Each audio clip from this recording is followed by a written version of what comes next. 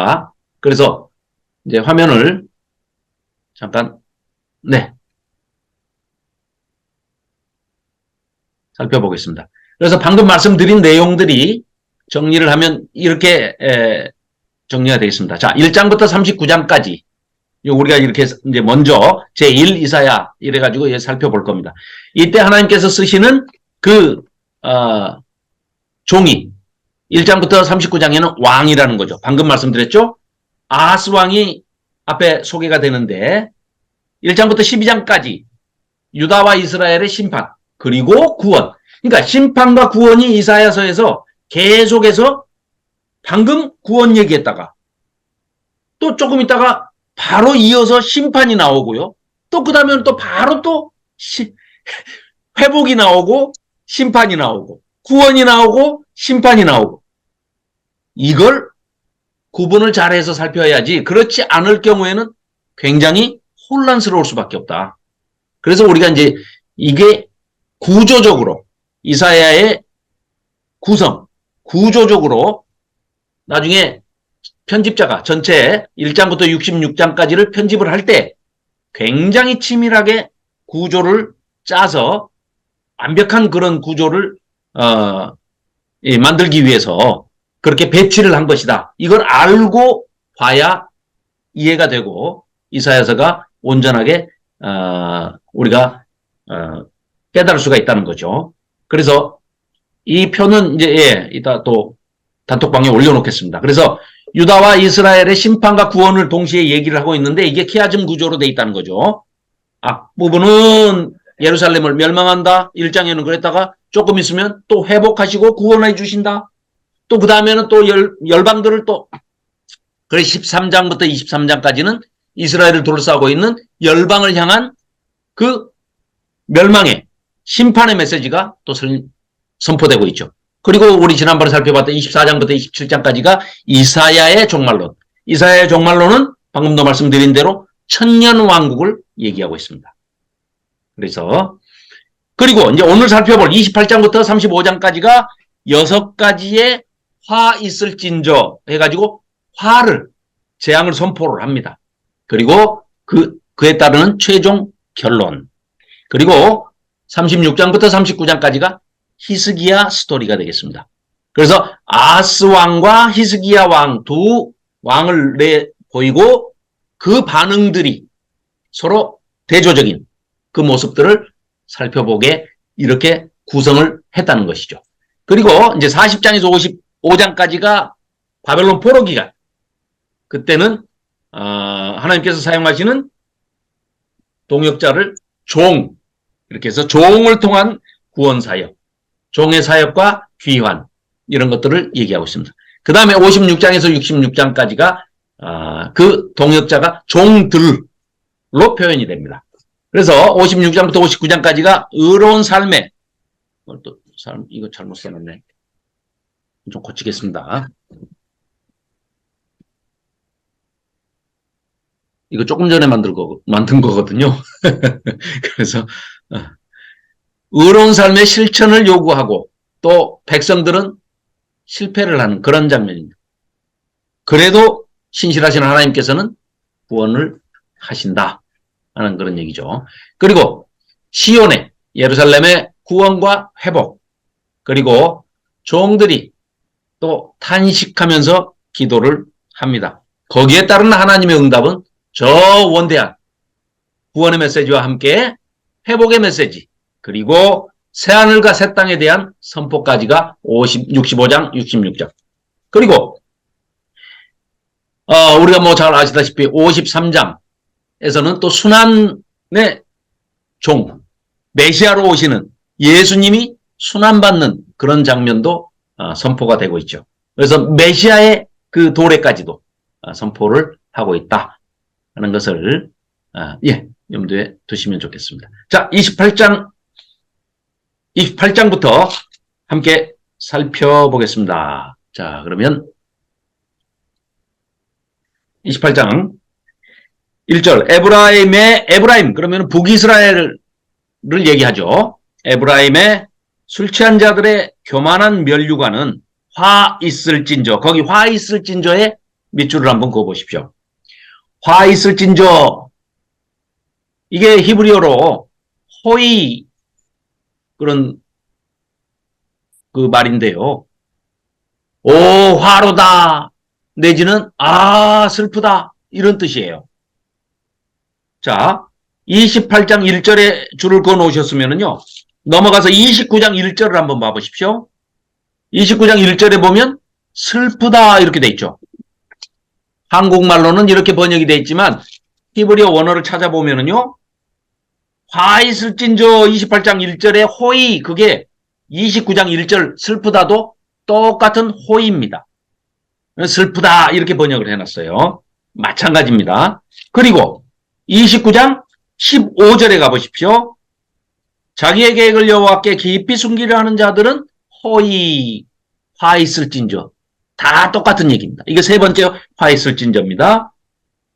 30장 1절에 여호와께서 이르시되 패역한 자식들은 화 있을진저. 이것도 호의, 똑같은 단어를 쓰고 있습니다. 네. 이게 자, 네 번째고요. 30장 1절이죠. 그 다음에 31장 1절. 도움을 구하러 애굽으로 내려가는 자.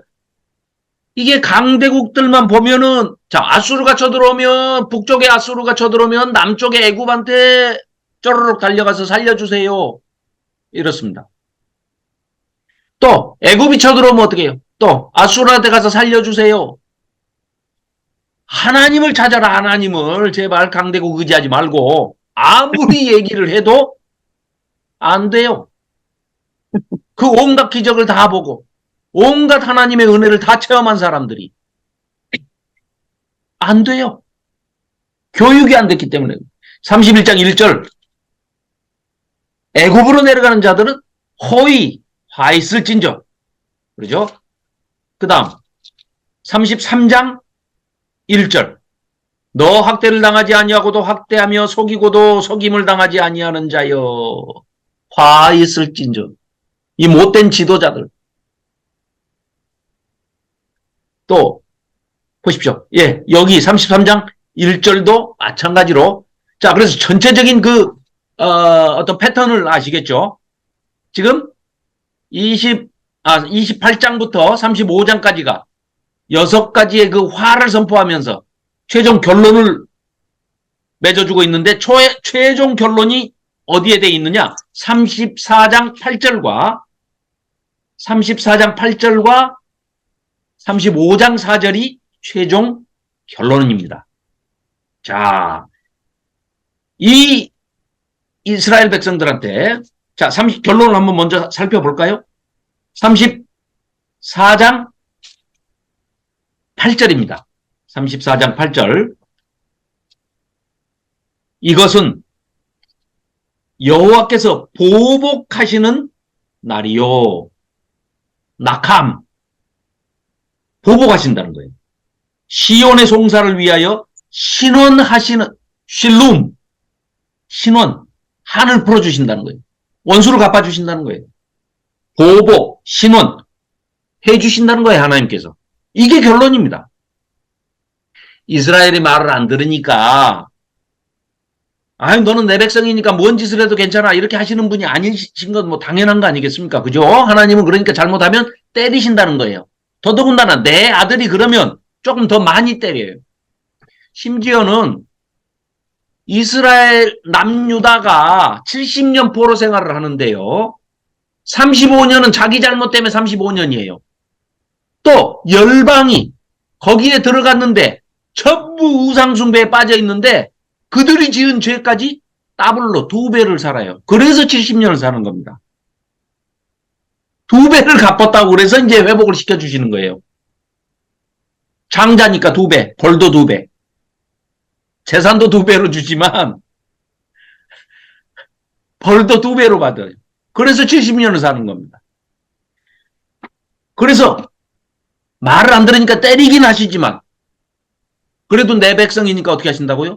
반드시 신원도 해주시고 구원도 해주시고 회복도 해주시고 보복도 해주신다는 겁니다. 이게 34장의 8절의 결론이고요.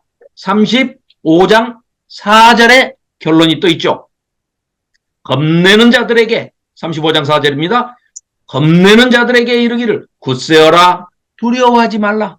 보라 너희 하나님이 오셔서 보복하시며 갚아주실 것이라. 억울해하지 말라는 거예요. 왜요? 이스라엘 백성들은 어땠어요? 우리는 잘못한 게 하나도 없어요. 왜 저 나쁜 놈들이 우리보다 더 못된 놈들이 우리를 죽이고 빼앗고 끌고 가는데 하나님이 돼가지고 가만히 보고만 계세요. 아 나중에 그 하박국이 바벨론 포로 때는 또 하박국이 똑같은 소리 하지 않습니까? 하나님 뭐하고 계시는 거예요? 하면서 의인 살려. 그러니까 하박국 2장 4절에 뭐라고 그래요? 의인? 누가 의인인데? 의인 네가 걱정하지 마라. 의인은 그 에무나로 인해서 그 믿음으로 인해서 다 살게 돼 있어. 살 길이 다 있어. 에무나. 그러면서 얘기하시는 게 전혀 의인 걱정하지 마라. 너희들은 의인이 아니야. 뭐 그럼 너희들 때리러 온 애들이 의인이라고? 그건 내가 회초리로 사용하는 거야. 그러니까 하박국이 나중에 어떻게 합니까? 부들부들 떨면서 아이고 나라도 구원받을 수 있도록 잘해야 되겠구나. 우리가 의인이 아니구나. 이스라엘 백성이 지은 죄가 너무 많구나 하는 걸 깨닫게 되지 않습니까? 그래서 막 뼈가 삭을 정도로 부들부들 떨면서 노래하고 있는 게 그 춤추면서 기타 치면서 그 율동하면서 부를 노래가 아닙니다. 무화과 나무에 뭐 무화과가 없고 뭐 응? 외양간에 소가 없어도 뭐 나는 여호와로 말미암아 구원을 노래하리 뭐 기뻐하리라. 이런 노래가 전혀 분위기 파악을 못하는 사람이 그 만든 노래입니다. 그 뭐 옆으로 세서 죄송합니다. 자 그런데 35장 4절이 그런 내용이라는 거죠. 보라 너희 하나님이 오사 보복하시며 갚아주실 것이라. 하나님이 오셔서 너희를 구원해 주시오. 이게 히브리어로 뭐라고요? 예사 야후 이사야. 하나님이 구원해 주신다. 구원해 주시는 분이 하나님밖에 없으시다. 자기 이름을 뜻을. 그러니까 이사야서는요. 자기 이름에 그냥 사명이 딱 들어있습니다.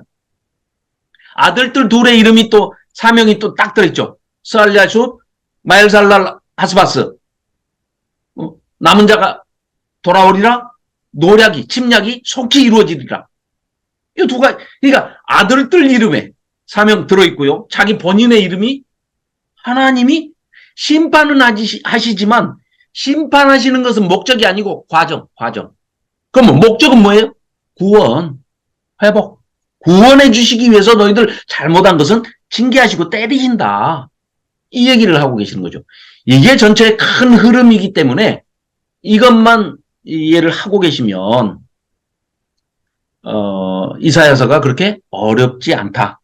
어려운 책이 아니다. 큰 핵심 뼈대를 우리가 잡고 있으면 이사야서가 어렵지 않고 오히려 이사야서에 그 묘사되어 있는 수사학이라든가 뭐 시적인 표현이라든가 뭐 이런 것들이 그 좀 알게 되면은 너무너무 시적이고 너무 멋있는 진짜 고급진 그런 언어로 이게 돼 있거든요. 우리가 이제 아주 그냥 깊이 있게 깨닫지 못해서 이제 좀 안타깝기는 하지만 그러더라도 이사야서 하면은 뭐 어렵다 이 생각이 아니고 누구한테 간단하게 설명해 주시려면 아까 우리 시작할 때 말씀 나눴던 것처럼 구원과 심판.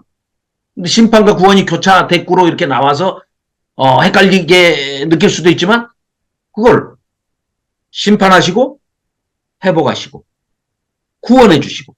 그러니까 그건 과정들이고 구원이 결국은 목적이다. 근데 그 구원의 방법이 뭐라고요? 두 가지 요소가 아까도 말씀드렸지만 방금 읽었던 결론. 신원해 주시고 심판하시고 또 이스라엘 백성, 내 백성은 회복해 주시고 구원해 주시는데 어디까지를요? 새하늘과 새 땅까지. 지금 포로 잡혀가는 것도 잠시 뒤에 너희들 다시 돌아오게 해줄 것이다. 너희들을 때리는 데 썼던 회초리, 멍둥이, 그것은 내가 다 분질러 버릴 것이다. 그 나라들이 다 망하고 없어지는 거죠. 그렇죠? 자, 그래서 28장. 이제 거기 이렇게 6군데 좀 써 놓으셨죠? 네네. 화 있을 찐저 6개의 화가 선포되고 있습니다. 그리고 최종 결론은 방금도 살펴봤듯이 34장 8절과 35장 4절. 이 내용만 딱 핵심 줄거리로 메시지로 가지고만 계셔도 이사야서가 그렇게 어렵지가 않다. 그리고 이제 중요한 것은 뭐 이따도 다시 말씀을 드리겠지만 당대의 그 당시의 사람들에게 그 사람들을 향해서 이 메시지를 이사야가 전달을 하고 있지만 지금 700년이 지난 지금 우리에게도 사실은 하나님께서 동일하신 하나님이 그 비슷한 상황에서 이사야 선지자를 통해서 남유다 이스라엘 사람들에게 선포하셨던 그 말씀이 지금 2700년이 지났지만 지금 우리에게도 똑같이 적용될 수 있는 내용들이죠. 우리가 잘못한 것이 크게 없어도 억울한 일을 당할 수도 있고요. 우리가 탄식하면서 하나님께 또 기도도 하지 않습니까? 이거 너무 불합리한 것 같습니다. 우리가 크게 잘못한 것 같지도 않은데 우리가 이렇게 불이익을 당하고 억울한 일을 당하고 이렇게 하고 있는데 하나님 좀 돌봐주십시오. 이런 기도 얼마든지 할 수 있죠. 탄식 기도도 얼마든지 할 수 있고 신원을 해주시라는 기도도 얼마든지 또 공의가 굽어지고 내일 모레가 이태원 참사 1주기인데요. 이런 일들도 부조리하고 불합리하고 부정의하고 불의한 이런 세상에 우리가 살고 있지 않습니까? 그들을 위해서 또 그들의 그 가족들을 위해서 우리가 기도를 할 때 얼마든지 신원을 위한 기도도 할 수 있고 탄식하면서 기도를 할 수도 있고요. 심지어는 시편에 보면 저주 기도도 나옵니다. 그거는 개인의 감정을 그런 식으로 초점을 맞춰서 하는 기도가 아니죠. 하나님의 공의가 실현돼야 하는 이 세상이 이렇게 불합리하고 부조리하고 불의한 세상이 됐다는 것을 탄식하면서 우리 기독교인만이라도 우리 하나님의 백성들이라도 우리는 하나님이 원하시는 그런 세상을 이루어 나가는데 앞장서서 나아가겠다 하는 또 각오와 결단과 의지를 하나님 앞에 또 표현하는 그런 기도도 당연히 의당 필요한 것이죠. 그렇기 때문에 이제 이런 것들이 그 당시에 이사야를 통해서 그게 선포됐던 말씀이 2700년이 지났지만 지금 비슷한 상황에 처해 있는 우리 주변의 많은 사람들 또 심지어는 우리가 그 당사자가 될 수도 있고요. 우리 주변에 또 그런 사람들이 있을 수 있습니다. 그분들을 위해서도 똑같이 적용이 되기 때문에 그 삶에 적용을 하는 것에 있어서는 이걸 이제 캐리그마적 말씀이다. 2700년 전, 3500년 전에 선포됐던 말씀도 그때 일회성으로 그 당시 듣는 사람한테만 해당되는 일이 아니고 시간과 공간과 모든 것을 초월하시는 차원을 뛰어넘으시는 초월자이신 하나님이시기 때문에 지금 3500년이 지난 나에게도 그와 유사한 상황에 동일하신 하나님이시기 때문에 사랑의 하나님으로서 그때 역사하셨던 것처럼 지금 3500년 전에 역사하셨던 것처럼 지금 나에게도 이 시간에 역사하실 수 있다. 그래서 그건 캐리그마적인 복음이다. 맞습니다. 이렇게 삶에 우리가 또 적용을 할 수가 있겠습니다. 그러니까 이사야만 스케일이 큰 게 아니라 우리의 기도의 스케일도 좀 넓힐 필요가 있습니다. 그래서 우리도 이제 점점 그 영역을 좀 확대해 나가고 우리 기도의 어떤 영역과 스케일들을 조금 더 넓힐 필요가 있겠다. 이렇게 이제 말씀드릴 수 있겠습니다. 자, 28장 진도를 나가겠습니다. 이 대상자들이 보면은요, 그 면류관을 땅에 던지리니 에브라임의 술 취한 자들의 교만한 면류관이 발에 밟힐 것이다. 자, 면류관 얘기가 나오고 아주 술에 빠져 있다는 거예요. 그러면 왕족, 귀족, 지도자들, 종교 지도자들 주로 이런 사람들이 궁궐에서 이런 짓들을 하고 있는 거죠. 그래서 이 대상이 우리 이사야가 왕족, 귀족 출신이라고 그랬지 않습니까? 왕족 출신이라고 그랬지 않습니까? 그리고 주로 왕궁 출입도 자유로워서 가서 보면 왕족, 귀족 이런 지도자들을 많이 보는 거예요. 그래서 그 타락상을 낱낱이 고발을 하고 있고요. 일반 백성들을 그 수탈하고 강탈하고 늑탈하고 약탈하는 그런 지도자들, 하나님의 공의가 무너지는 그런 것들을 굉장히 지적을 하고 있습니다. 그런데다가 타락이 심하다. 그런 시대는 거의 물질적으로는 풍요롭고 잘 살 때 그렇습니다. 그렇죠? 예. 아하스 때도 그러고 히스기야 때도 그러고 잘 살았어요. 잘 사니까 이 타락을 하는 겁니다. 그래서 여자들은 사치하고요. 남자들은 교만해지고요. 그리고 힘없고 약하고 사회적으로 배려를 해줘야 할 그런 약자들을 오히려 강탈하고 괴롭히는 이런 것들을 적나라하게 드러내고 있죠. 이사야 선지자가. 그래서 4절입니다. 그 기름진 골짜기 꼭대기에 있는 그의 영화가 세잔에 가는 꽃이 여름 전에 처음 익은 무화과 같으리니 보는 자가 그것을 보고 얼른 따서 먹을 그러겠죠. 먼저 보는 사람이 탐스러운 그런 무화과가 열렸으면 이러듯이 너희 못된 짓들을 하고 있는 이 너희들 이렇게 타락해 있으면은 누가 와서 그냥 침략하는 건 뭐 일도 아니죠. 그런 일입니다. 자, 5절 그날에 만군의 여호와께서 자기 백성의 남은 자 구원은 해주시는데요. 회복을 해주시는데 모두 해주시는 게 아닙니다. 민족 단위로 하시는 게 아니고 이스라엘 백성 중에서도 유다 백성 중에서도 하나님의 백성 중에서도 남은 자 돌아오는 자 회개하고 하나님께 돌아오는 자 그들에게 영화로운 면류관이 되시며 아름다운 화관이 되실 것이다. 그렇죠? 재판석에 앉은 자들 이들 재판을 굽게 하고 돈을 받고 힘 있는 자들 돈 있는 자들 편을 들어서 재판을 하면서 억울한 일들이 많이 생기는데 그 억울한 사람들의 억울함을 풀어주는 것이 아까 말씀드렸던 신원입니다.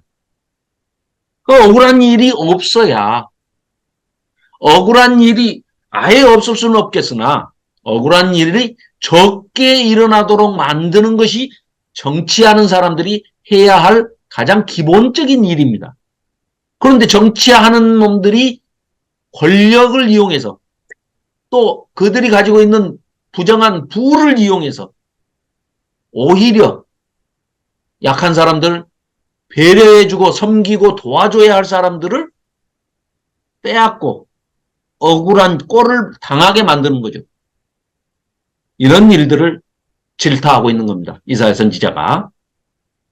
그러면서 9절 그들이 이르기를 누가 누구에게 지식을 가르치며 누구에게 도를 전하여 깨닫게 하려는가 젖떨어져 품을 떠난 자들에게 하려는가 이게요. 지금 이사야 선지자가 와서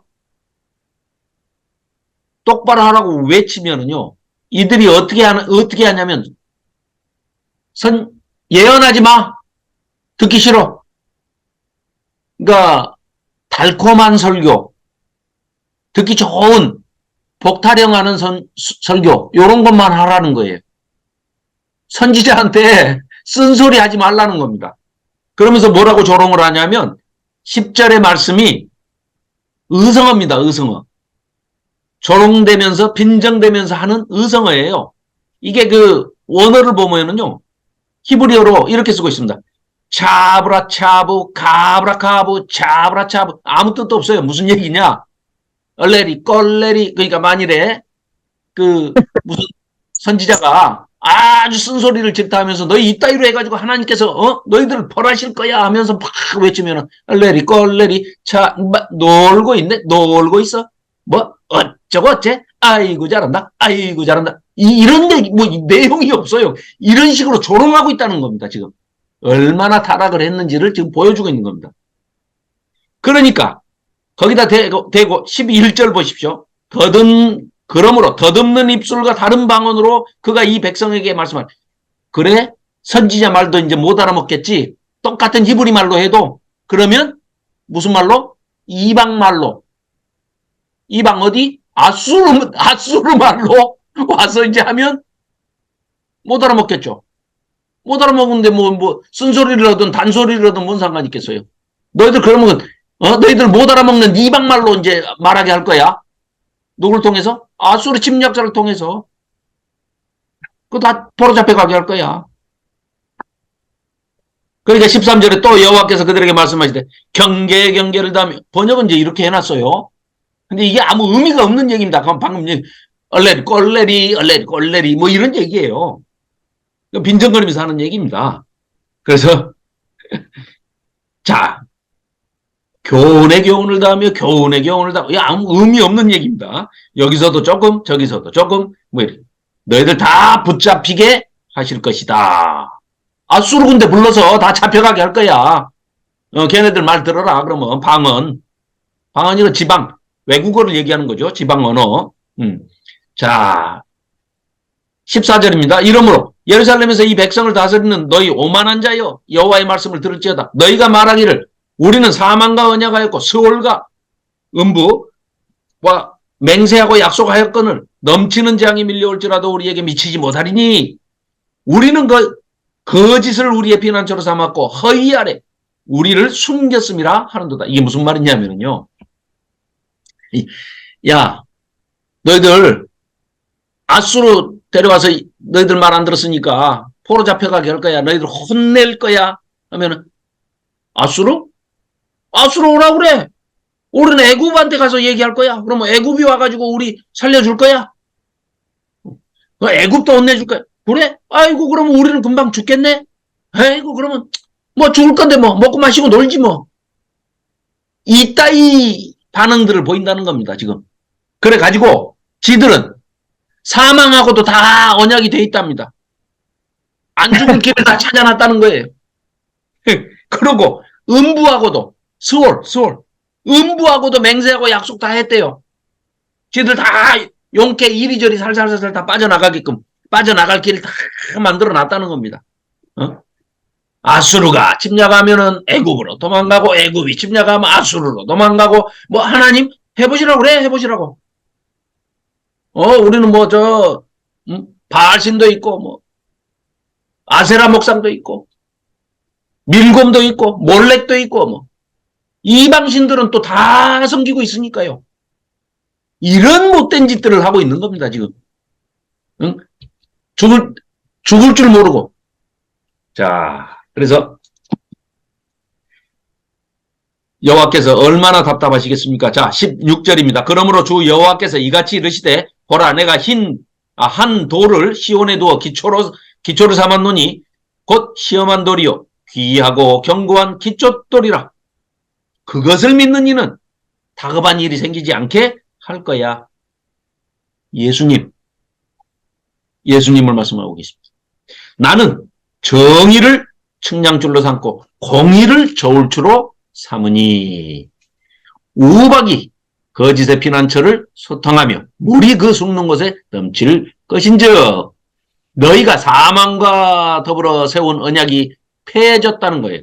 스올과 더불어 맺은 맹약이 그거 지켜지지 못해 넘치는 재앙이 밀려올 때 너희가 그것에게 거꾸로 밟힘을 당할 것이다. 네가 지옥하고 조약을 맺기는 뭘 맺어? 바로 그 지옥이 너희들을 거꾸로 잡으러 올 거야, 이놈들아. 이런 말씀을 하시는 겁니다. 응? 그러니까 자, 19절 그것이 지나갈 때마다 너희를 잡을 것이니 아침마다 지나가며 주야로 지나가리니 소식을 깨닫는 것이 오직 두려움이라. 너희는 알면 알수록 더 두려워지게 돼 있어.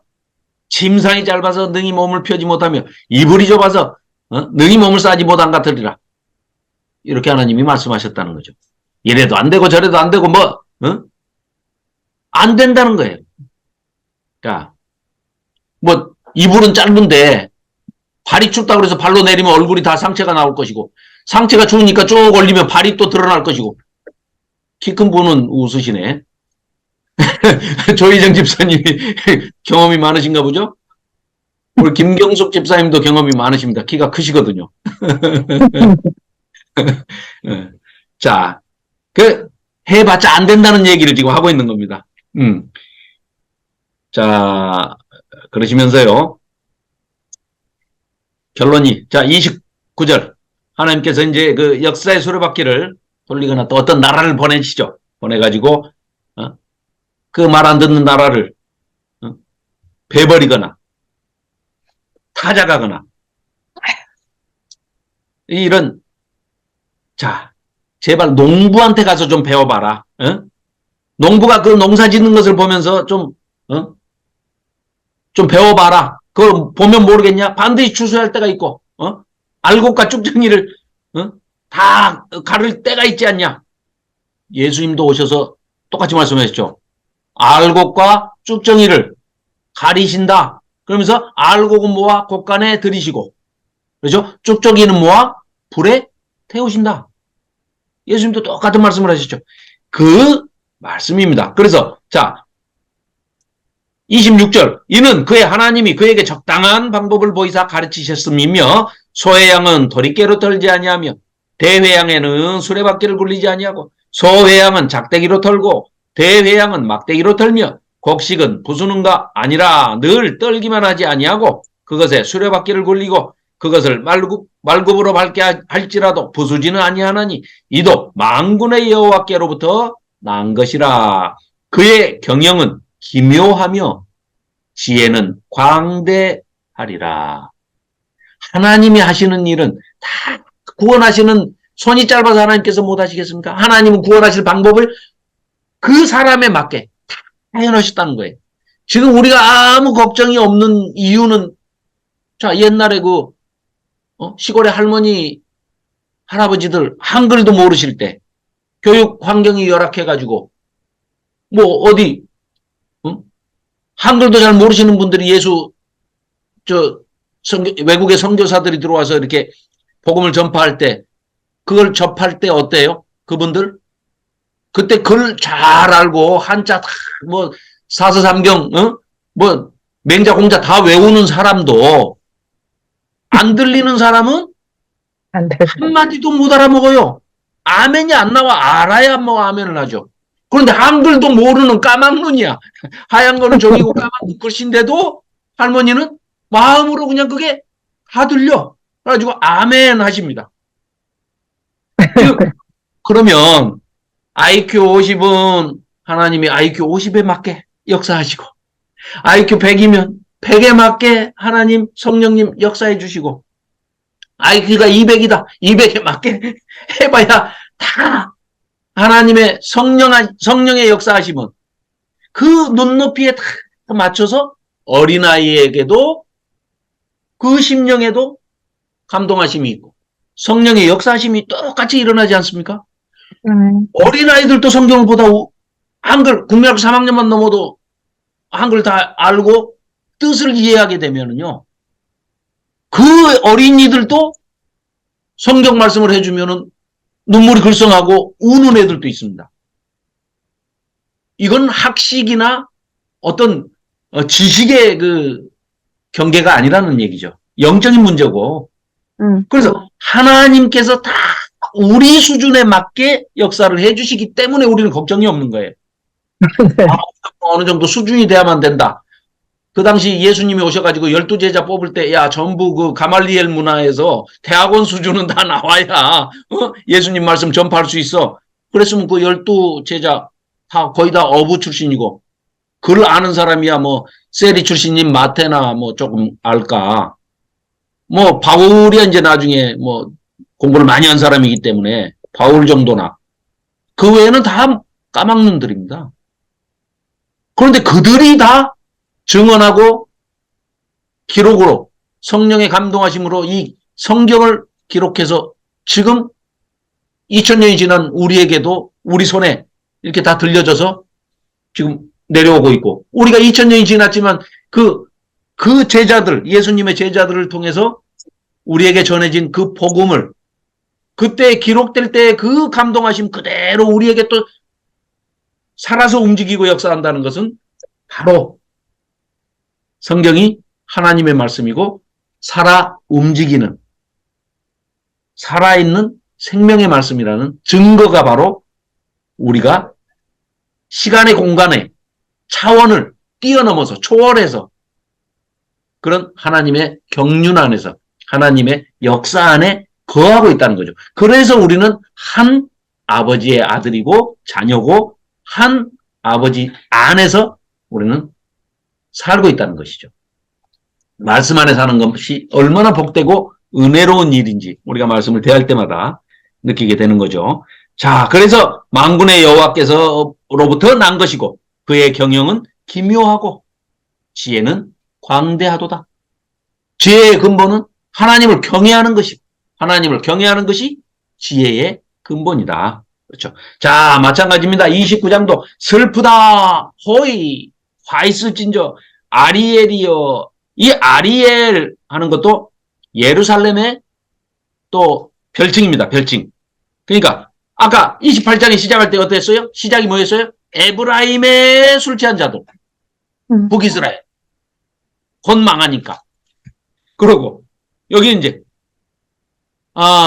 에브라임만 북이스라엘만 사마리아 성만 망하는 게 아니고 조금 있다가 한 150년 뒤에는 예루살렘도 망합니다. 자, 그 얘기를 하고 있어요. 내가 아리엘을 괴롭게 하리니. 어이구, 예루살렘에 성전이 있는데 하나님이 성전이 있는 예루살렘을 괴롭게 하시다니요. 애곡하신답니다. 내게 아리엘과 같이 되리라. 마찬가지입니다. 자, 9절입니다. 너희는 놀라고 놀랄 것이다. 놀라라 해놨는데 놀라라가 아니라 놀라고 놀랄 것이다. 너희는 눈은 뜨고 있으나 맹인이 될 것이고 맹인이 될 것이다. 그들의 취함이 포도주로 말미암음이 아니며 그들의 비틀거림이 독주로 말미암음이 아니라 대저 여호와께서 깊이 잠들게 하는, 그러니까 하나님께서 은혜를 안 주시기로 작정을 하시면 성령님의 역사가 어떻게 일어난다고요? 보는 눈이 맹인이 되게 하고 귀가 안 들리게 하고 귀머거리가 되게 하고 농아인이 되게 하고 또 깨닫는 마음이 돌같이 굳어지게 만들어서 못 깨닫게 하신다는 거예요. 대저 여호와께서 깊이 잠들게 하는 영을 너희에게 부어주사 그 너희의 눈을 감기셨으며 그가 선지자들과 너희의 지도자인 선견자들을 덮으셨. 선지자가 와서 얘기하면 뭐합니까? 조용히 하라는데 시끄러워. 조용히 해. 쓴소리 하지 마. 좋은 소리만 해. 단소리만 해. 그런 설교하는 데만 찾아가. 그러므로 11절입니다. 모든 계시가 너희에게는 봉한 책의 말처럼 되었으니 그것을 글 아는 자에게 주며 이르기를 그대에게 청하노니 이를 읽으라 하면 그가 대답하기를 그것이 봉해졌으니 나는 못 읽겠노라 할 것이요. 또 그 책을 글 모르는 자에게 주며 이르기를 그대에게 청하노니 읽어봐라 하니까 그가 대답하기를 나는 글을 모르는데요. 자, 이건 뭐예요? 쉽게 얘기하면 이겁니다. 글을 알건 모르건 글 아는 자에게는 봉해놨어요. 뭔 말인지 몰라. 글을 알아도 그냥 봉해놨으니까 몰라. 그러니까 야, 너 글 알지? 읽어줘. 봉해졌는데요? 모르겠는데요?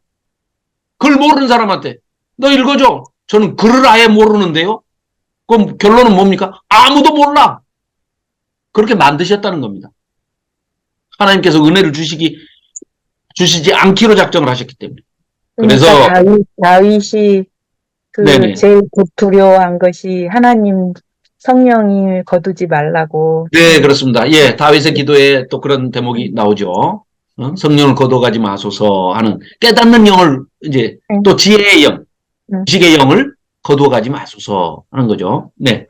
자, 아이고, 시간이 됐네요. 10분간 쉬었다가 쉬는 걸 잘 지켜야 됩니다. 말씀을 나누는 건 잘 제가 어버버 하더라도 쉬는 건 잘해야 이쁨 받는다 이런 얘기를 들었기 때문에 10분간 쉬겠습니다. 9시 18분에 뵙겠습니다. 자, 네. 29장, 네. 13절부터 다시 살펴보겠습니다.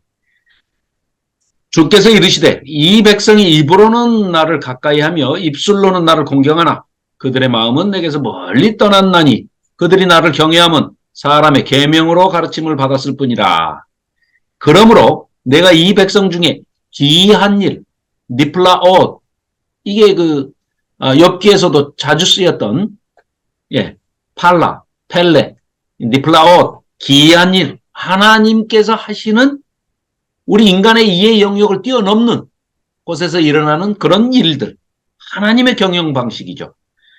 기이한 일, 곧 기이하고 가장 기이한 일을 다시 행하리니 그들 중에서 지혜자의 지혜가 없어지고 명철자의 총명이 가려지리라. 자, 이게 예수님도 오셔서 이런 말씀을 하셨죠. 그 바리새인들과 서기관들, 율법학자들, 이런 자들을 향해서 너희들이 박하와 근체와 이 11조는 정말로 아주 그냥 끔찍하게도 잘 지키는구나. 종교 행위, 의식만 남은 제의 종교. 그러나 너희 속에 하나님을 사랑하는 마음이 없음을 내가 알았노라. 땅. 이 독사의 새끼들아, 너희가 하나님의 그 심판을 면할 수 있겠느냐? 너희 마음속에 하나님을 사랑하는 마음이 없는 줄 알아. 똑같은 말씀을 지금 여기 이사야 선지자를 통해서 하나님께서 지금 하고 계시는 겁니다. 이 백성이 입으로는 나를 가까이 하며 입술로는 나를 공경한다고 하지만 그들의 마음은 이미 내게서 멀리 떠나 있고 그들이 나를 경외하면 사람이 계명으로 가르침을 받았을 뿐 무슨 경외하는 마음이 네 속에 있느냐? 없다. 자, 그래서 하나님께서는 인간의 이해 영역을 뛰어넘는 기이한 일로 행하실 것인데, 자, 우리가 그 파라독스라고 얘기하고 역설적이라고 얘기하는 우리 인간들의 생각으로는 전능자이시고 구원자이시고 구세주로 오신 예수 그리스도께서 여호수아, 다윗, 모세 다 합친 것보다 더 큰 힘을 발휘해서 천억 천사들을 다 몰고 내려와서 로마 군대를 엎는 거에 일도 아니시죠. 말 한마디로도 다 엎으셨을 텐데 하나님의 이 니플라옷 기이한 일은 어떻게 일어납니까? 순환당하시고 고난당하시고 우리 인간은 이해를 못했죠. 그런데 우리가 하나님 편에서 생각하기는 우리 미흡한 인간은 불가능하겠지만 조금이라도 역지사지로 우리가 생각을 해본다면 하나님 입장 같으면 아니 우리가 부모로서 자식 입장을 생각한다면 내 자식이 죄를 많이 지었어요. 그런데 내가 그 죄를 없이 할 수 있는 능력이 있어요. 그러면 야, 죄 지은 거 그 상대방이 있는데도 그거 다 잊어버려. 내 아들이 한 건데 나 그냥 내 아들 그냥 무조건 구원할 거야. 시끄러. 이렇게 하겠습니까? 내 아들이 누군가를 해쳐가지고 잘못됐다. 그 가족과 그 당사자가 받은 고통이 심한 것을 뻔히 알면 그래.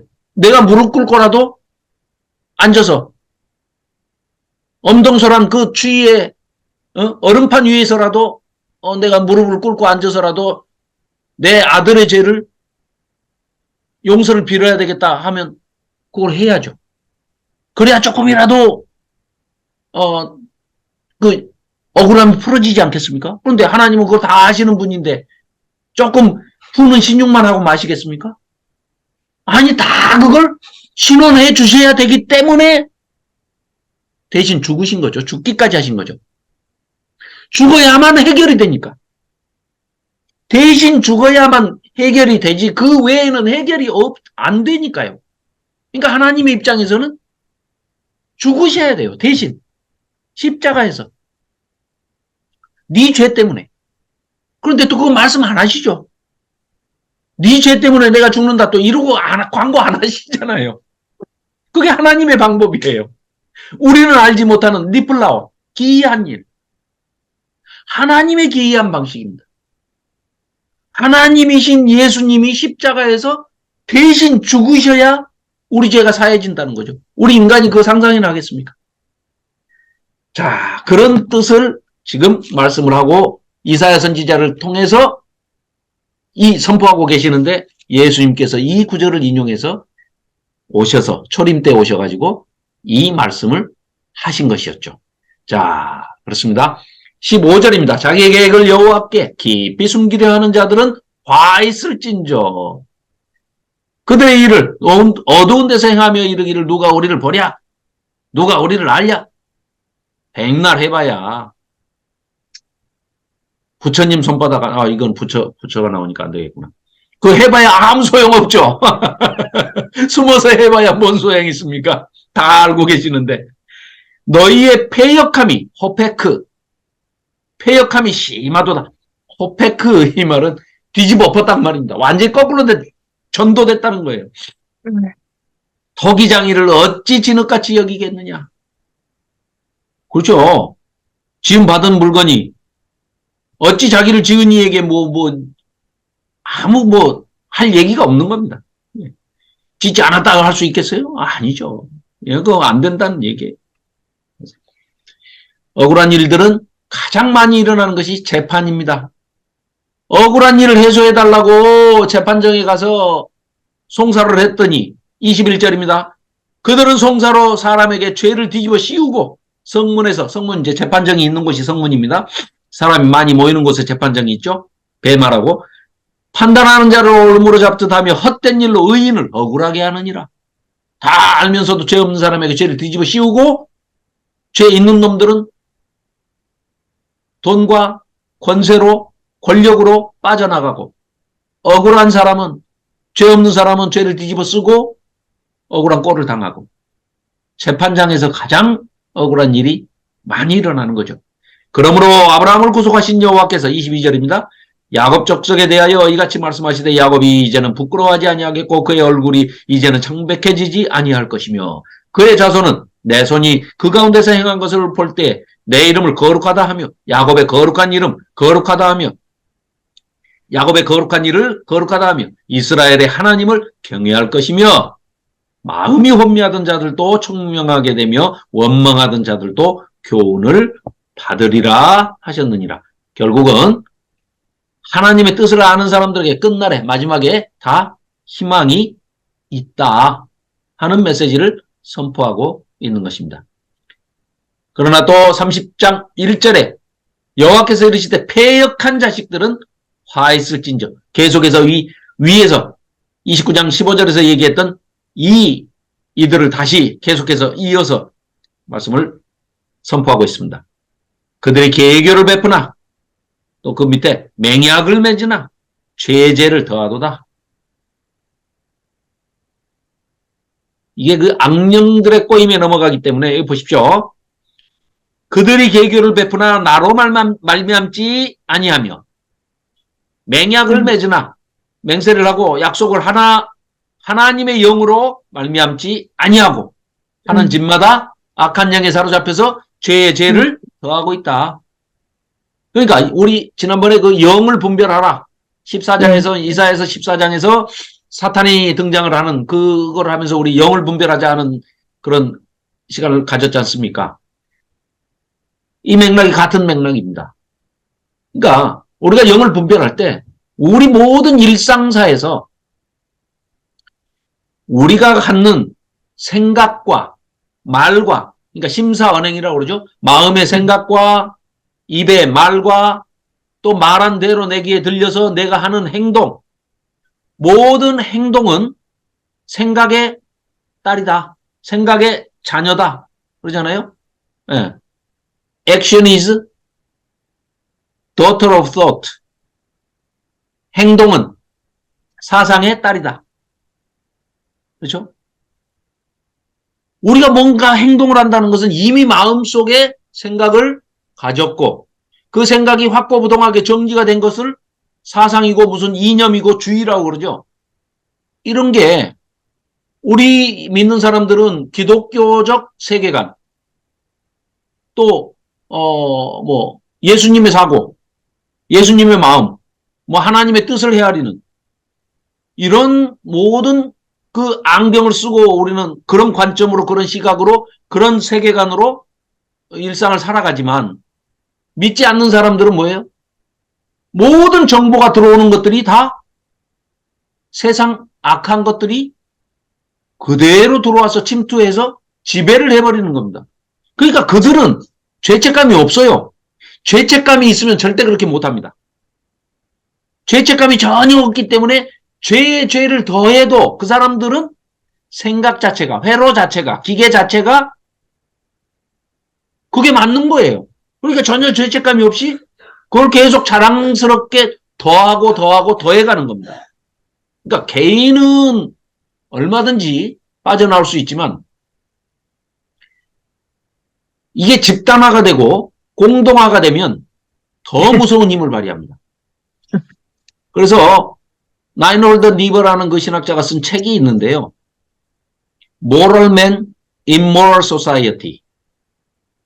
사람 개인으로 봐서는 지극히 도덕적인데 집단이 돼버리면 그거는 지극히 부도덕한 집단이 돼버린다는 거예요. 멀쩡하게 양복 입고 넥타이 매고 회사 출근한 사람이요. 행동을 굉장히 조신하게 합니다. 근데 예비군 훈련 지금은 없었나? 옛날에 예비군 훈련한다고 예비군복 딱 입히고 모자 예비군 모자 딱 씌워서 예비군 훈련장에 딱 모아놓으면 걔도 그런 개가 없습니다. 다. 담배 물고 아무 데서나 바지 내리고 오줌 싸고 훈련 받으면서 막걸리 먹고 소주 먹고 예비군 훈련이 없어졌나요? 그럴걸요? 요즘은 네, 없는 것 같던데요. 제가 예비군 받을 나이가 아니어서 잘 모르겠습니다. 네. 그 얘기는 무슨 얘기냐? 영적인 얘기를 말씀드리고 싶어서 이 얘기를 꺼냈는데요. 사실은 군대 귀신이라고 그러잖아요. 자, 군대가 결성된 것은 목적이 뭡니까? 사람을 죽이기 위해서 모인 집단이죠. 군대 모여서 그 훈련 받는 게 뭐예요? 사람 죽이는 훈련하는 거 아니에요? 그걸 내가 죽여도 된다라는 당위성을 갖는 게 뭐예요? 상대방을 적으로 간주하고 그냥 죽일 명분을 정당성을 찾는 거죠. 그러니까 가장 악한 영이 군대에 들어와 있는 거예요. 군대. 그러니까 망군이 하나님을 대적하는 겁니다. 모든 전쟁은 상대를 죽이고 하나님의 형상을 닮은 인간을 적이라고 간주하고 이념과 사상으로 가상의 적을 만들어 놓고 그 적을 죽이는 게 목적으로 군대를 결성하고 나라와 나라, 집단과 집단 간에 전투를 하는 겁니다. 악령의 화신이죠. 그래서 사탄이 제일 좋아하는 것이 전쟁입니다. 집 안에서도 그럴 수가 있어요. 이제 더 이상 말씀드리지 않겠습니다. 네. 그러니까 어떠한 경우에도 기독교인은 다툼을 해서는 안 됩니다. 그냥 지고 마는 게 지극히 교리적입니다. 그냥 져주시기 바랍니다. 가끔 이기려고 하는 사람들이 나오면 제가 그러는데 큰일이네. 말을 해놓고 나니까 좀 그러네. 아무튼 져주시기 바랍니다. 자, 뭐하다가 샜죠? 죄송합니다.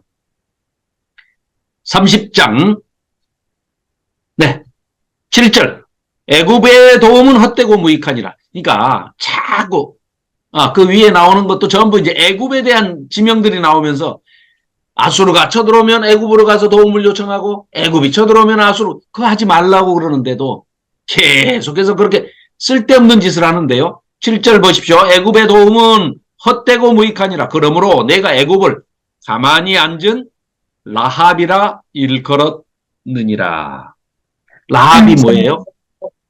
밑에 뭐 해석 있습니까? 바닥 괴물을 라합이라고 그랬는데요. 이게 바로 악령입니다. 악령. 자, 욥기에서도 하나님이 나타나셔가지고 리워야단, 레비아탄 뭐 이런 거 베헤못 얘기하거든요. 이 바다 속에 사는 짐승들, 바다 괴물 짐승, 이것들이 다 결국은 악의 화신이고 악령의 그 화신들입니다. 나타난 모양으로 그런 것들이지 성경에서 말하는 게 무슨 이상한 동물을 얘기하는 게 아닙니다. 네. 그래서 애굽에 있는 것들도 그 배후의 영이 다 악령이다, 사탄이다 하는 뜻입니다. 자, 10절입니다. 그들이 선견자에게 이르기를 선견하지 말라. 예언하지 말라는 거예요. 선견, 앞선자에 미리 볼 견자. 그러니까 앞서 미리 본 것을 얘기하지 말아라. 선지자들에게 이르기를 우리에게 바른 것을 바른 말 하지 말래요. 우리에게 부드러운 말을 하라. 달콤한 말만 하라. 복 준다 얘기만 해라. 거짓된 것을 차라리 보여주라. 편하게. 너희는 바른 길을 버리며 첩경에서, 지름길입니다. 첩경이란 것은 지름길을 한자어로 뜻한 겁니다. 지름길에서 돌이키라. 이스라엘의 거룩하신 일을 우리 앞에서 떠나시게 하라. 하나님 저를 가시르게 하라는 거예요. 자, 이러므로 이스라엘의 거룩하신 이가 이같이 말씀하시되 너희가 이 말을 업신여기고 압박과 허망을 믿어 그것을 의지하니 이 죄악이 너희에게 마치 무너지려고 터진 담이 불쑥 나와 순식간에 무너진 같이 너희에게 덮칠 거야, 이 못된 놈들아. 어? 그가 이 나라를 무너뜨리시되 철저하게 파괴하실 거야. 어떻게? 토기장이가 그릇을 깨뜨림같이 아낌없이 토기장이가 가마에 불을 탁 떼가지고 몇 날 며칠을 불을 떼요. 그래가지고 토기장이가 도자기를 구웠어요. 그런데 조금 금이 가거나 흠이 있거나 그러면 어떻게 합니까?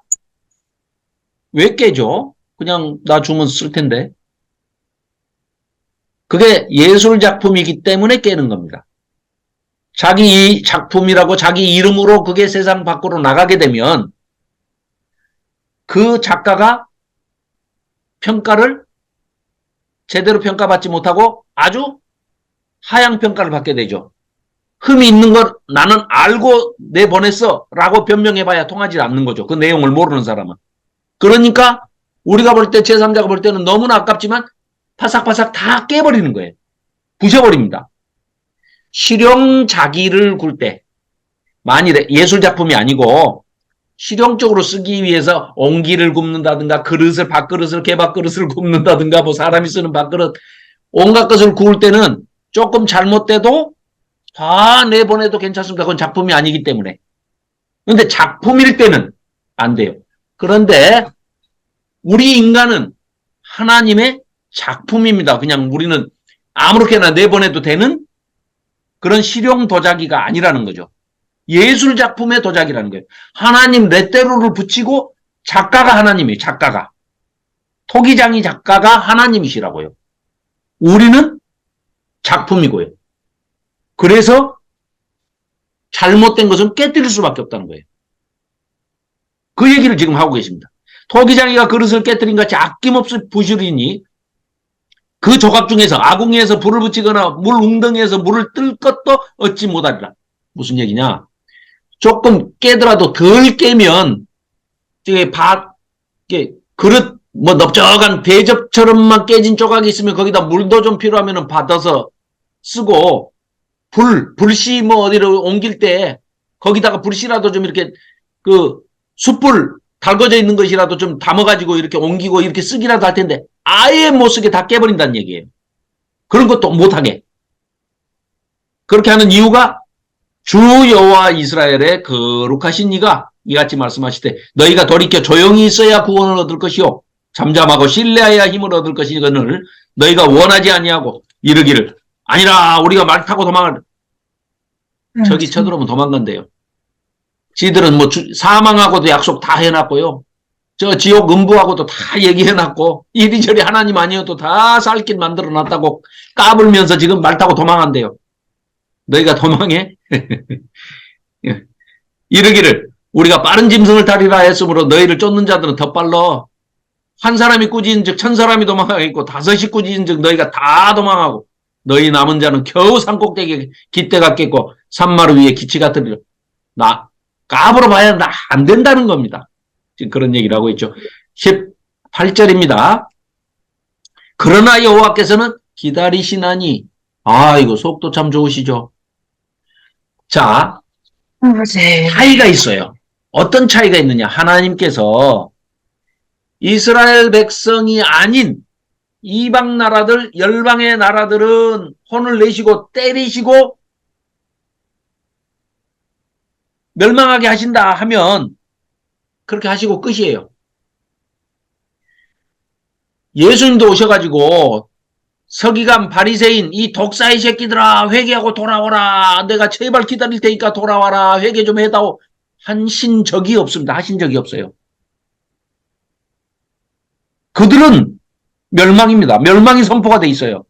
그런데 우리가 볼 때는 지지리도 말을 안 듣는 이 이스라엘 백성들은 10번을 때리시면 11번째는 포도마 주셔. 그리고 같이 엉엉엉 우셔.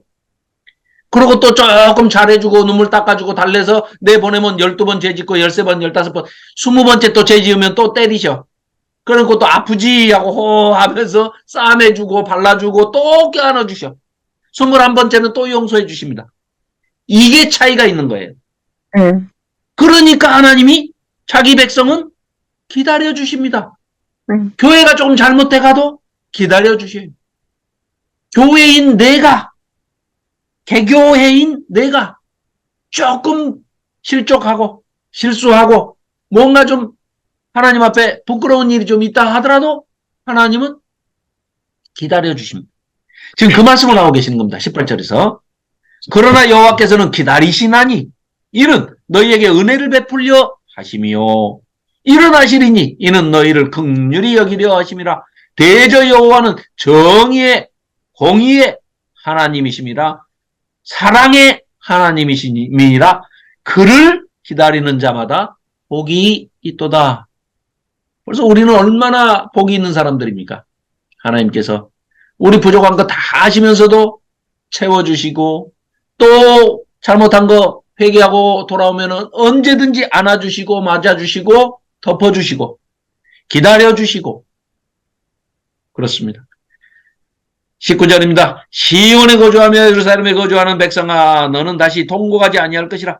그가 내 부르짖는 소리로 말미암아 너에게 은혜를 베푸시되 그가 들으실 때 네가 너에게 응답하시리라. 자, 그렇습니다. 하나님께서 이제 아수르는 이스라엘은 이렇게 해주시지만 유다 백성들은 이렇게 해주시지만 하나님은 아수르에게는 가차 없으십니다. 자, 31절 여호와의 목소리에 아수르가 낙담할 것이며 주께서는 막대기로 치실 것이라. 여호와께서 예정하신 몽둥이를 바벨론이라는 몽둥이를 들어가지고 아수르를 이제 멸망시키십니다. 자, 아수르는 뭐 하실 때 쓰셨어요? 북이스라엘 사마리아 내 백성이 말을 안 들으니까 치실 때 BC 722년에 아수르라는 몽둥이를 들어서 회초리를 들어서 북이스라엘을 멸망시켰어요. 남유다도 때렸어요. 그러나 18만 5천 명 히스기야 때 송장을 만들어가지고 또 구원해 주셨어요. 그래도 역시 마찬가지로 또 말을 안 들으니까 포로를 잡혀가게 해요. 하셨는데 그 아수르를 또 교만하고 까불고 못되게 구니까 바벨론이라는 몽둥이를 들어서 또 아수르를 때리시죠. 그 얘기가 지금 32절에 있는 거예요. 몽둥이를 아수르 위에 더하실 것이며 더하실 때마다 소고를 치며 소금을 탈 것이며 그는 전쟁 때에 팔을 들어 그들을 치시리라. 대저 도벳 그 산당이 있는 곳으로 유명하죠. 도벳은 이미 세워졌고 또 왕을 위하여 예비된 것이라. 깊고 넓게 하였고 거기에 불과 많은 나무가 있은즉 여호와의 호흡이 유황개천 같아서 이를 다 불살라 버리실 것이다. 제발 31절 도움을 구하러 애굽으로 내려가지 말아라. 이 바보 같은 놈들아. 너희들은 진정으로 화가 있을지어다. 호이. 그들은 말을 의지하며 말 많다고 병거가 많다고 까불고 마병이 심히 강함을 의지하며 이스라엘의 거룩하시니 하나님 이스라엘의 거룩하시니 늘 앙모하지 아니하며 여호와를 구하지 아니하나니 여호와께서도 지혜로우신즉 재앙을 내리실 것이라. 그의 말씀들을 변하게 하지 아니하시고 일어나서 악행하는 자들의 집을 치시며 행악을 돕는 자들을 치시리니 애굽은 사람이요 신이 아니 애굽이 무슨 하나님이냐? 이제 얼마나 화가 나시면 이사야를 통해서 지금 그들의 말들은 말이 그냥 육체의 영이 아니라 여호와께서 그의 손을 펴시면 돕는 자도 넘어지며 도움을 받는 자도 엎드려져서 다 함께 멸망할 것이야. 4절입니다. 하반절 나 만군의 여호와가 강림하여 시온산과 그 언덕에서 싸울 것이라. 새가 날개치며 그 새끼를 보호함같이 나 만군의 여호와가 예루살렘을 보호할 것이라. 그것을 호위하며 건지며 뛰어넘어 구원하리라 하셨느니라. 예사야후. 이사야의 이름이 계속해서 반복되고 있습니다. 구원하신다. 이스라엘은 또 유다는 하나님께서 궁극적으로 구원하실 겁니다. 지금 말을 안 들으니까 때리시긴 하지만 6절입니다. 이스라엘 자손들아 너희는 심히 거역하던 자에게로 돌아오라. 해석이 좀 잘못됐죠? 어감이 좀 이상하잖아요. 자, 다시 쉽게 얘기하면 이겁니다. 북이스라엘 자손들이 심히 거역하던 하나님께 너희는 돌아오라. 이 얘기입니다, 지금. 그렇게 얘기해야 좀 얘기가 더 쉽게 이해가 되시지 않습니까? 남유다야. 북이스라엘 지금 조금 있으면 망하거든? 722년에 망하니까 지금 아마 뭐 거의 다 됐을 거예요. 북이스라엘 자손들이 심히 거역하던 그 하나님, 너희 하나님, 너희라도, 남유다, 너희라도, 유다는, 자, 유다 지파와 베냐민 지파 두 지파밖에 아니죠, 남유다는. 나머지 10지파는 북이스라엘인데, 북이스라엘은 멸망해요. 심히 거역했다니까요, 세상에. 오죽하면 낮에는 바알을 섬기고, 밤에는 여호와를 섬기는 그런 못된 짓들을 하고, 바알을 섬기던 놈들을, 그 심히 거역하던 놈들 아닙니까? 남유다 너희들이라도 정신 차리고 좀 돌아와라 해도 결국은 남유다도 어떻게 합니까? 조금 뒤에 북이스라엘이 멸망하고 사마리아가 완전히 그 멸망된 것을 보고도 자기들 또 산당을 없애지 않고 거기 가서 또 마찬가지 그 정신 나가 나와서는 여호와의 성전 안에다가 그냥 산당을 차려놓지 않습니까? 이런 지금 질타를 하고 계시는 겁니다. 9절 하반절입니다. 여호와의 불은 시온에 있고 여호와의 풀무는 예루살렘에 있느니라. 용서하지 않으시겠다는 거예요. 32장입니다. 보라 장차 인간 왕 가지고는 안 돼. 이제 그래서 한 왕이 공의로 통치하시는 왕이 오셔. 누구? 예수 그리스도. 네네. 예수님입니다. 방백들이 정의로 다스릴 것이며 또 그 사람은 광풍을 피하는 것, 폭우를 가리는. 자, 이렇게 예수님을 소개를 합니다. 32장 8절입니다. 존귀한 자는 존귀한 일을 계획하나니 그는 항상 존귀한 일에 서리라. 자, 존귀한 자는 예루살렘 땅에 참 믿음을 가지고 끝까지 남은 자만 그 남을 이제 그런 뭐 인간으로는 왕인데 왕으로 얘기한다면은 뭐 이 당시에는 히스기야나 요시야 왕이 조금 그래도 개혁이라도 한다고 하고 산당도 좀 없애고 우상 숭배하는 것들을 이제 철저하게 파괴하면서 하나님 앞에 이제 이렇게 나가는데, 예, 이거는 이사야 선지자는 지금 멀리 예수님의 초림을 지금 메시아 출현을 지금 내다보고 있는 거죠. 왜? 하나님의 그 천상회의에 올라가서 이사야가 아주 멀리까지 다 내다봤지 않습니까? 어디까지요? 천년왕국 때까지. 그러니까 초림에서부터 재림까지, 메시아의 초림에서부터 재림까지를 지금 봤던 이사야입니다. 그래서 이사야 선지자가 지금 보고 있는 것은 우리에게는 이제 다윗의 자손, 다윗의 후손 뭐 이렇게 하니까 그냥 뭐 왕들을 얘기하나 보다 이렇게 하는데 엄밀하게 얘기하면 예수님도 다윗의 후손, 왕으로 따지면 만왕의 왕이시죠. 그렇기 때문에 예수님을 일컫는다. 이렇게 얘기할 수 있겠습니다. 자, 그럼에도 불구하고 9절 너희 안일한 여인들아, 이 여자들 뭐예요? 왕궁에 있는 이 사치하는 왕족들, 귀족들의 그 부인들, 너희 이 염려 없는 딸들아 하면서 너희들은 당황하게 될 것이다. 너희들은 떨게 될 것이다 하면서 지금 호되게 질타를 하는 겁니다. 자, 당황할지어다 옷을 벗어 몸을 드러내고 11절입니다. 배로 허리를 동일지어다. 그들은 좋은 밭으로 인하여 열매 많은 포도나무로 인하여 가슴을 찌게 될 것이다. 내 백성의 땅에 가시와 찔레가 나며 희락의 성읍 기뻐하는 모든 집의 날이니. 그러니까 희락의 성읍 예루살렘 샬롬이 있는 성인데 평안이 없고 다들 이제 이렇게 이 여자들의 사치 남자들의 교만 때문에 이 성이 예루살렘 성이 황폐하게 될 것이다. 이런 얘기입니다. 14절 대저 궁전이 폐한받아요.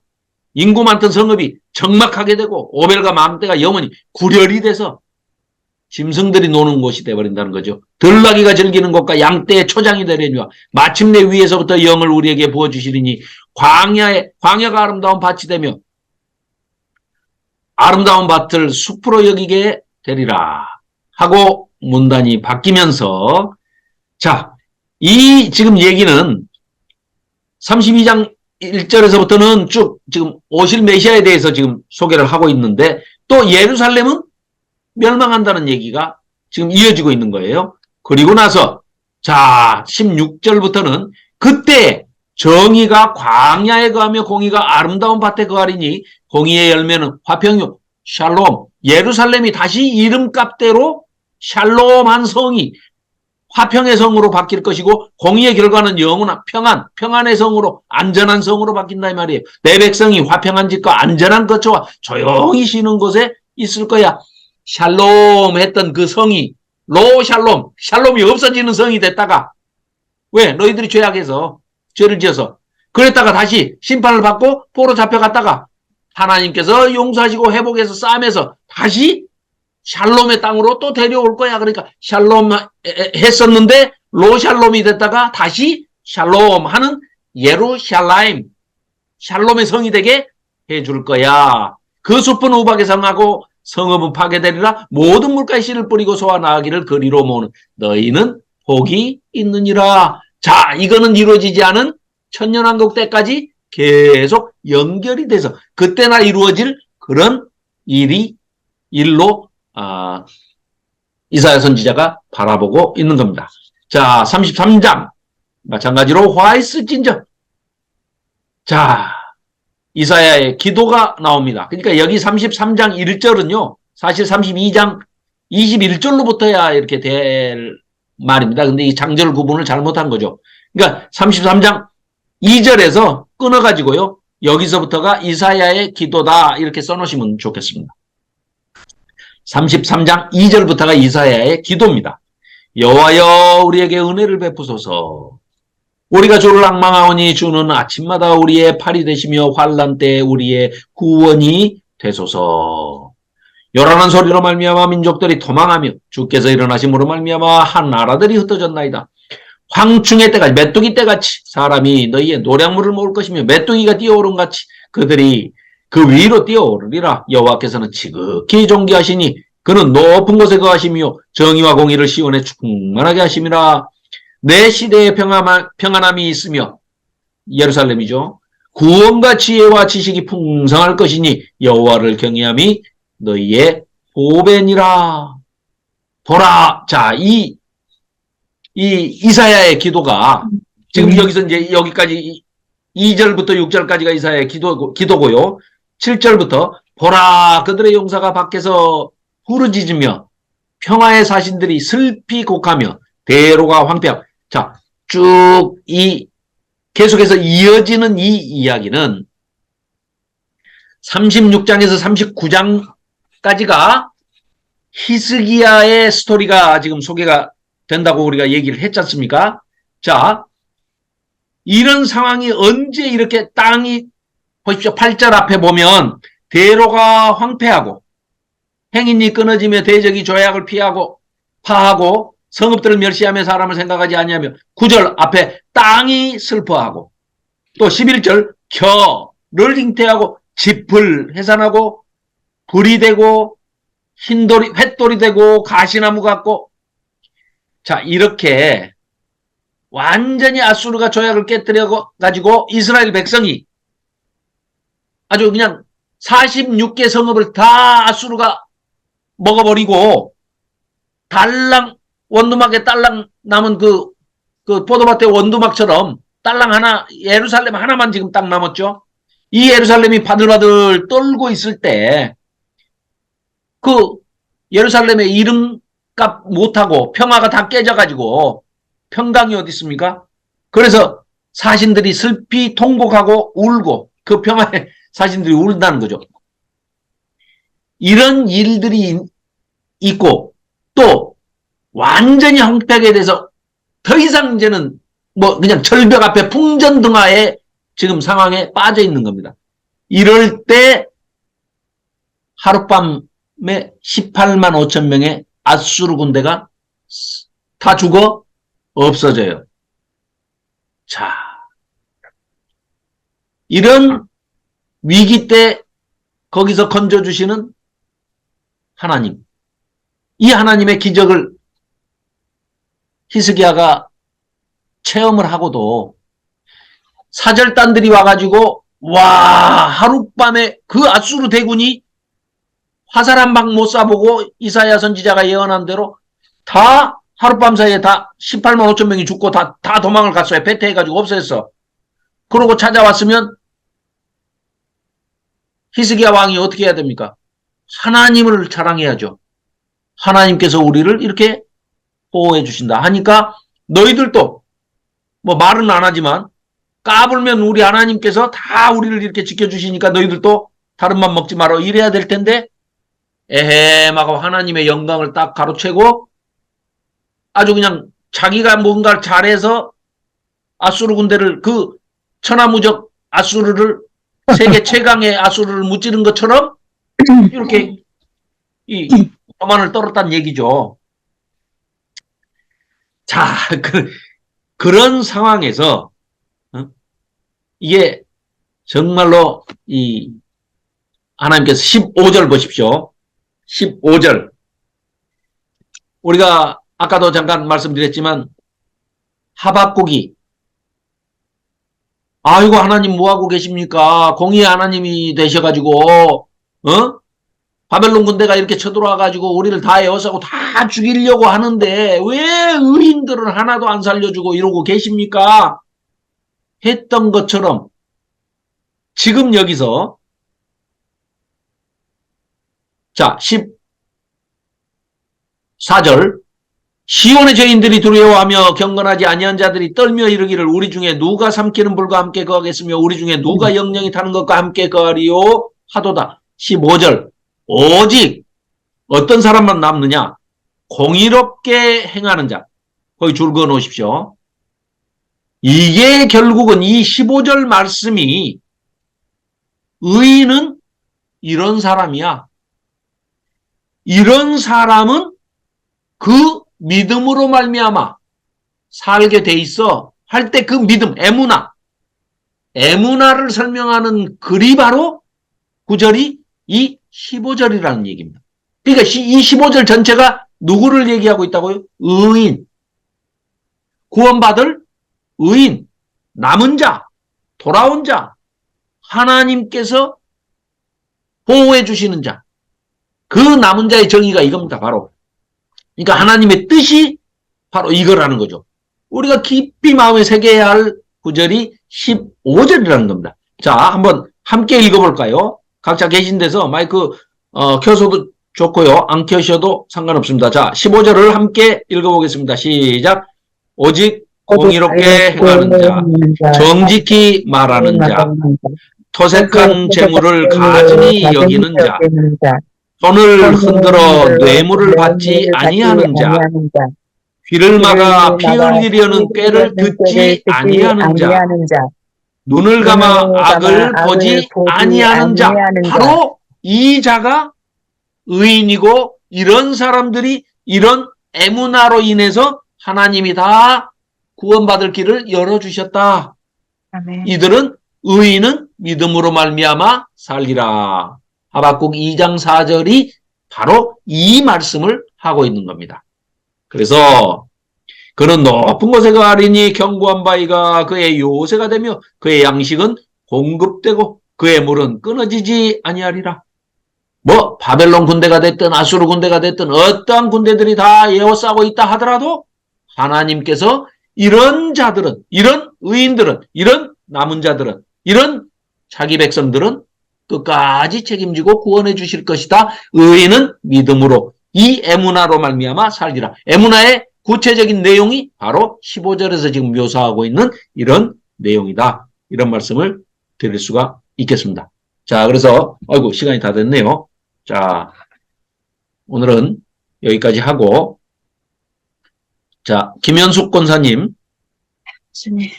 네. 자, 오늘은 여기까지 하고 다음 주에는 이제 다 했으니까 결국은 39장까지 하고 이사야 제1 이사야를 다음 주에 마치도록 하겠습니다.